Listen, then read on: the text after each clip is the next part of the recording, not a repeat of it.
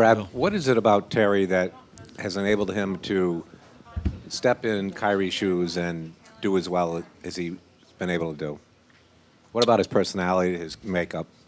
Puts in a lot of time, and I think when you put in a lot of time, you build belief, you build confidence. I think he's a confident guy anyways.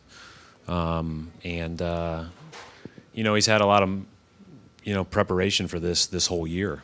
You know, even when Kyrie missed those 3 games in January and we were without Marcus and without Shane, you know, Terry played, you know, 3 straight home games and started and played 40 minutes in each of those. And then as he got, as Kyrie then was done for the season and he's played the last month, I think you just build, you know, kind of a, you know, he already had that belief, but you build a consistency in that role, and so it's not as new anymore for him. But, you know, we always have believed in him. I mean, he's a very competitive, hard-working guy. Coach Bob Schramm from The Citizen. Does Greg have a role in this series as a Greg Monroe? Correct. Yeah, he could. Very much could. Brad, considering all the work Jalen's put in today, he's been out there for like an hour. I mean, have you guys made a call on him yet, or is that still? He's been out there an hour?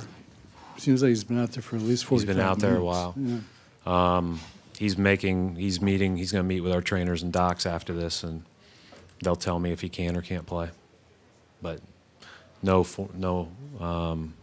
decision has been made up to this point that I've been told.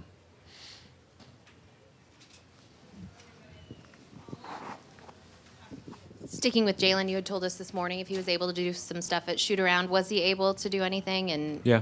He was.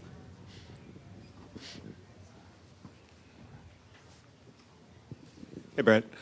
Just to follow up on Rozier a little bit, when he came into the league, he didn't have that shot consistently that he has now. Is that just the result of hard work? Is that, you know, I mean, you can take 1,000 jump shots, I guess, but I mean, like, where does that come from? That kind of improvement? I think the repetition.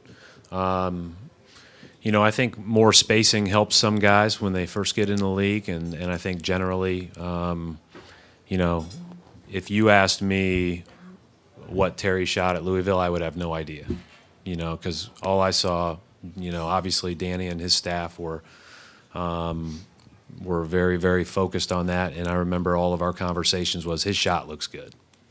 That's going to go in. Like, that's going to, you know, regardless of what it was there, he's going to make shots. He works. Again, I think the things that we said on, you know, even back to draft night were his work ethic is elite, his athleticism's elite, and his competitiveness is elite.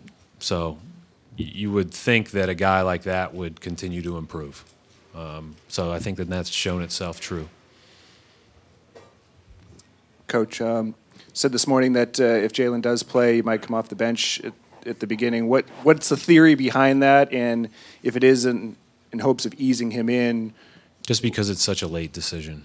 And, you know, ultimately, again, if you have to come right out of the gate and chase Redick all over the place, you know, I think that's not something that we would be, you know, right out of the gate without doing it in anything in the last couple of days is comfortable with, considering Marcus did it in game 1. Marcus is basically a starter for us.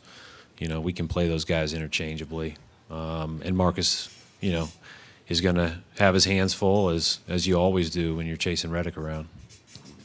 Brad, curious, the fine line between trying to continue what you did well game 1 and making adjustments in game during the game tonight. Well, there's things we have to do better.